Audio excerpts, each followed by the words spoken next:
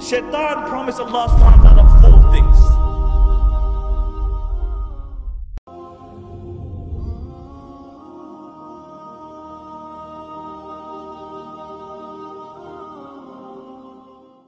Shaitan promised Allah subhanahu wa ta'ala 4 things.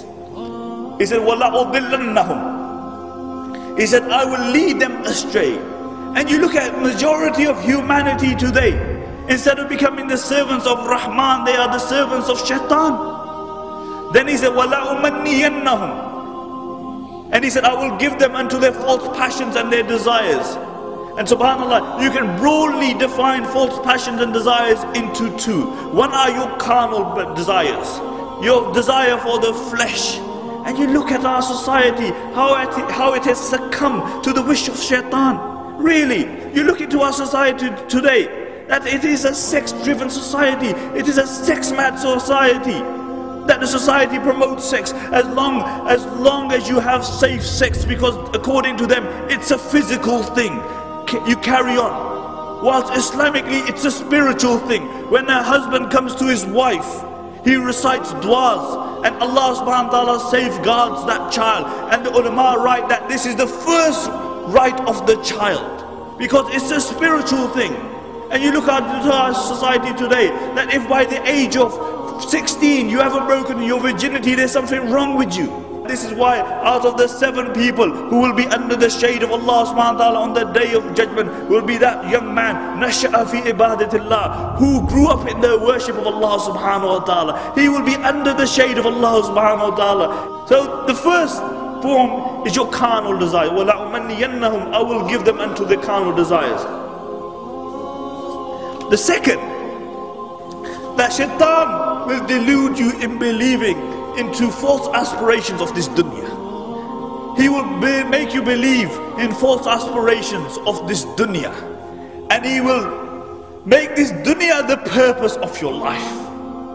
Not only will he make this dunya the purpose of your life, he will not give you time to even think about the purpose of your life. And subhanAllah, how you see how the promise of Shaitan is coming to pass. You know, they give you your TV sets, and then they give you your videos, and then they give you your DVDs, and then they give you your satellite channels, so you have more channels than you can even count. And then they give you your mobile phones, and then they give you voice activated mobile phones, and then they give you your camera phones, and then they give you your video phones, and then they give you the internet, and then they give you the internet on your mobile phone. Like the post will say, you can shop until you drop dead.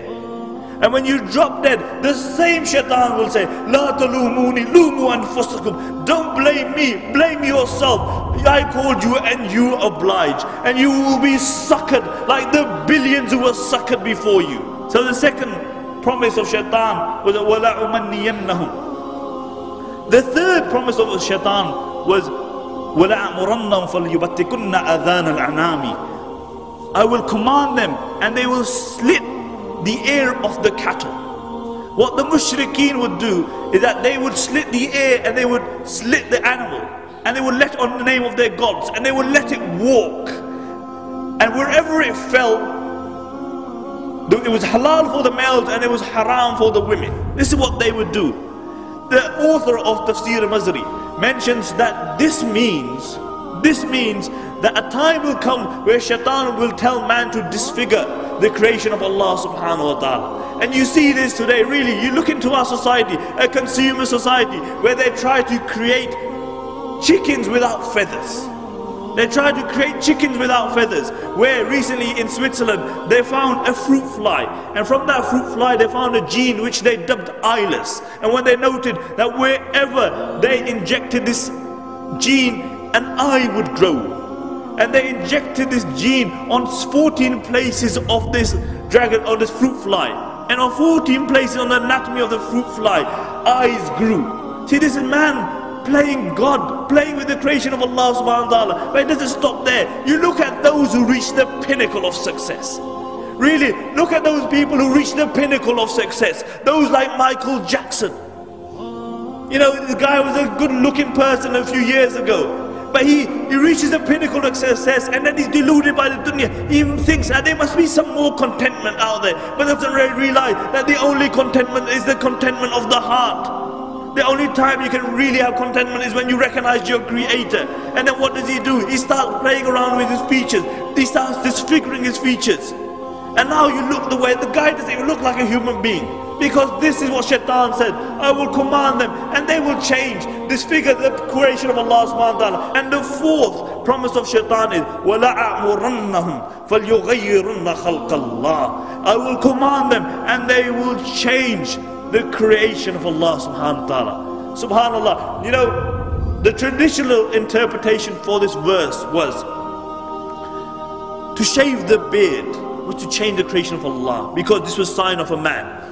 To pluck the eyebrows was a sign of change, a sign of changing the creation of Allah subhanahu wa ta'ala. But because the book of Allah subhanahu wa ta'ala transcends time and space, it is relevant for all time, because it guides us until the final day. Today, it relates to your GM foods.